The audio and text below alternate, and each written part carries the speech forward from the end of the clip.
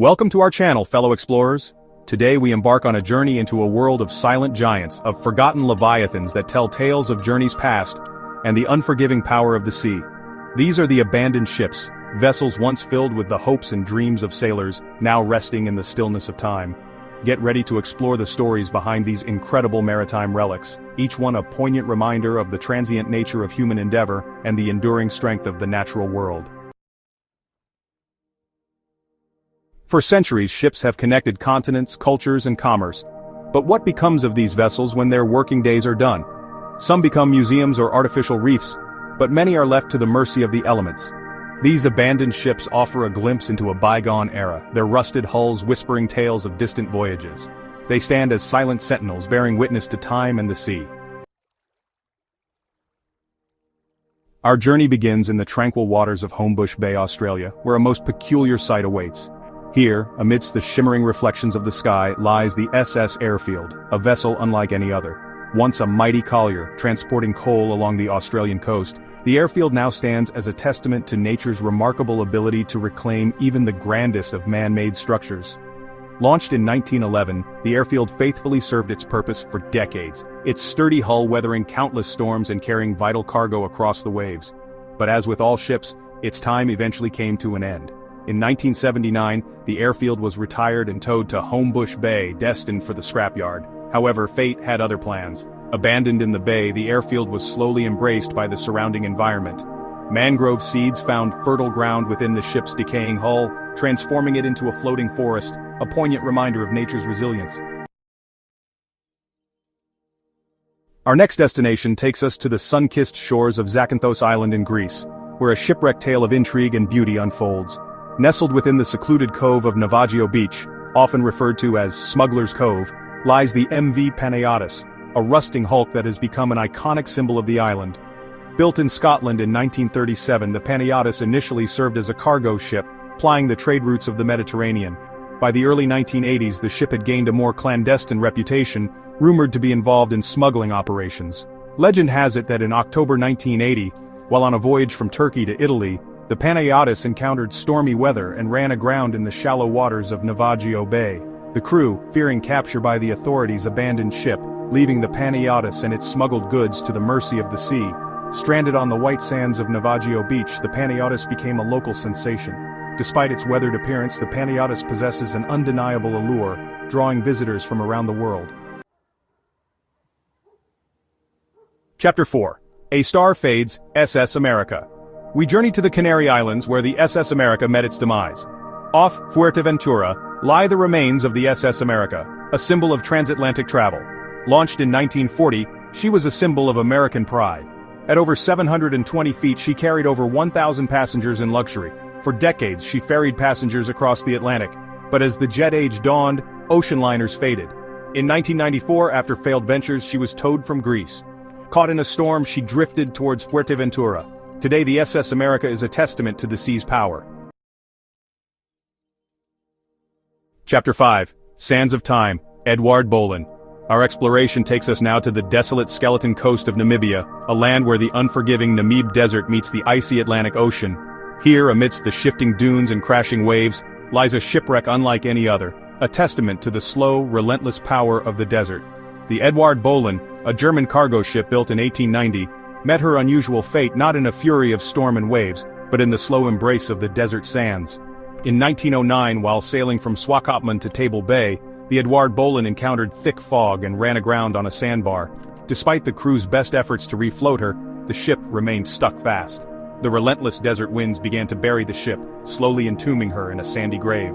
Today, the ship lies over half a mile inland, a rusting skeleton beached upon a sea of sand, a haunting reminder of nature's power. Chapter 6. A Tragedy Remembered, RMS Titanic. The RMS Titanic, the most famous shipwreck, lies 2.5 miles beneath the North Atlantic. On April 15, 1912, it struck an iceberg and sank, taking over 1,500 lives. Discovered in 1985, the wreck now serves as a solemn memorial. Our journey continues to the shores of Fraser Island, Australia, where another grand old dame rests, her iron bones slowly succumbing to the relentless forces of nature.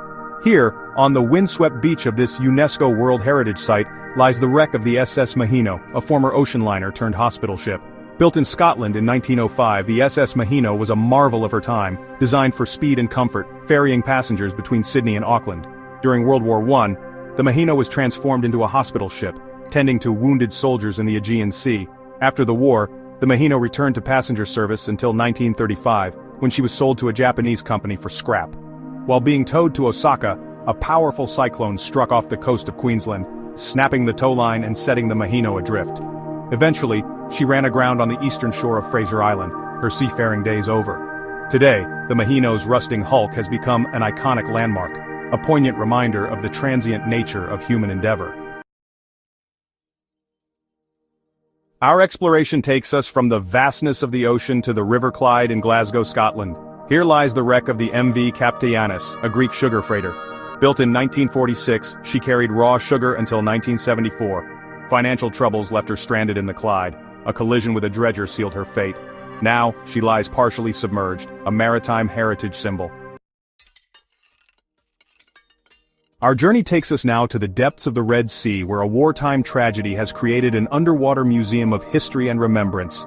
Here, lying on the seabed off the coast of Egypt, lies the wreck of the SS Thistlegorm, a British merchant navy ship sunk during World War II.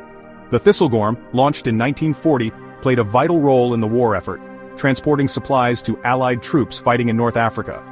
In October 1941, while anchored in the Red Sea, laden with a cargo of munitions, trucks, motorcycles, and other essential supplies, the Thistlegorm was attacked by German bombers.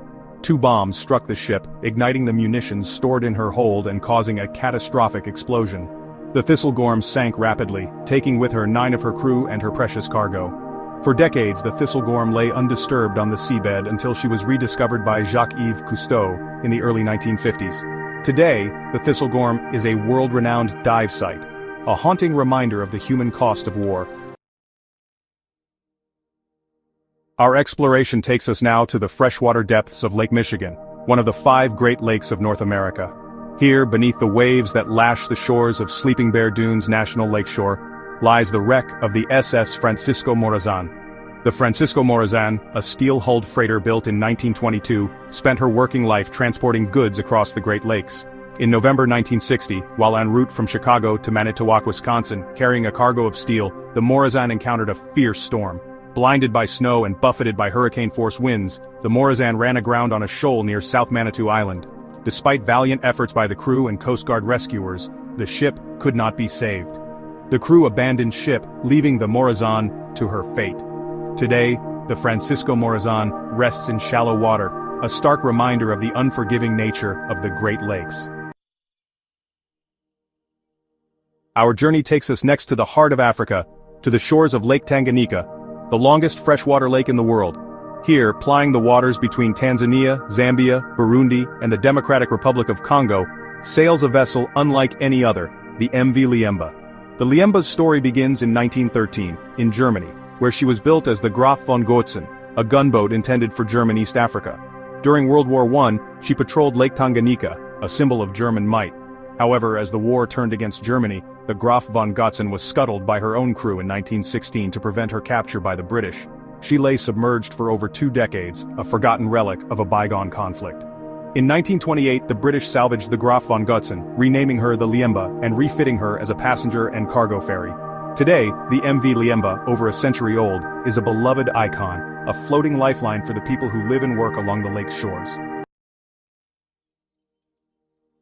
Our final destination takes us to the shores of the Black Sea, to a land steeped in history and shrouded in mystery.